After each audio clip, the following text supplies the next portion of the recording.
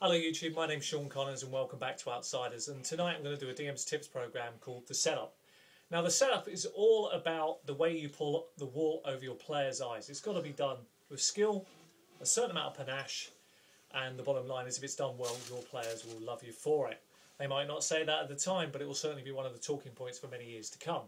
Now the thing is with the setup, like all these DM tips, you have to do it sparingly. You've got to take your shot at the right time to do it, when to pull it off, and how to go about doing it. Now normally probably once a campaign is realistic. So what is the setup?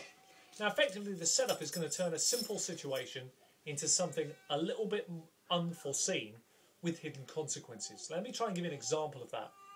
So let's take a situation where the player's low level sort of game. The players are hired to go and investigate a ruined mansion at the edge of a coastline that's been sighted because there are ghosts there and the potential that it might be causing shipwrecks below. So their players begin investigating the mansion. Now obviously by the time the players arrive on the scene, the smugglers who operate out of it are already aware that a group has come from the local town, is coming up to the mansion house, so set up a certain amount of traps. Now the way they do the traps is simple, not the traditional sort, because that would give the game away, but slightly off-skew one. They smack about one of their own men to make it look like he's been beaten up, black and blue, tie him up, put him in a location where he's likely to be quite easily found, but not so obvious. Hide around the location because he knows it well. Tools for him if he needs them, and a few trinkets, little traps that he can utilise. You know, think of sovereign glue, things like that he could utilise. Maybe even a bag of tricks so he can pull a few animals out, but obviously they won't see him doing that, so it's just like random encounters. And you've got your ready-made setup. So when the players do eventually come across him, he can give a backstory as to why he's there.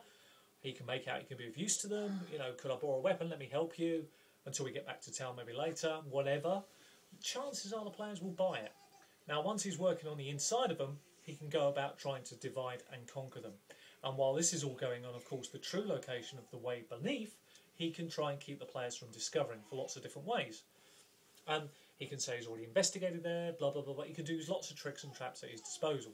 So you get the idea. The setup is that type of thing. Now, I've used it in many formats because, obviously, as an experienced DM, your players get wise to you. They know the sort of things you're going to do. So you have to be continually inventive. Shift your sand, move your position. A good example to do this, or one that I found really useful, was when I had new players joining.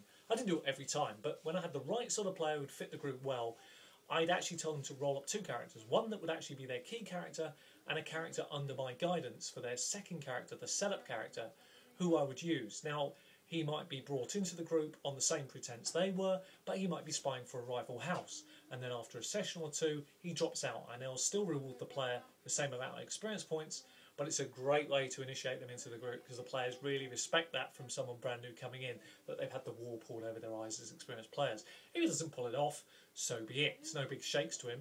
He's learnt from it, and at the same token, it keeps that little bit of honesty in your games. So there's the setup. Now it can be used in millions of ways. Just apply it to a situation and think of a way that you can utilise it. But remember, it's like all the tips, it has to be used sparingly, the right place, the right location, and what you've got is a memorable moment that the players will remember for a long time to come. And it's certainly a great tool for a DM.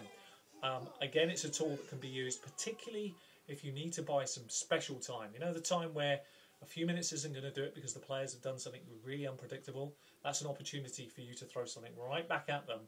A real setup situation, if you thought about them ahead of time, that can then twist the situation round to your advantage, giving you plenty of time to think of your feet, because for that session you're not doing what the players wanted you to do, and therefore you have time to think about what they've asked. So when they next get back to it, it feels very seamless. So there's many, many ways to use the setup.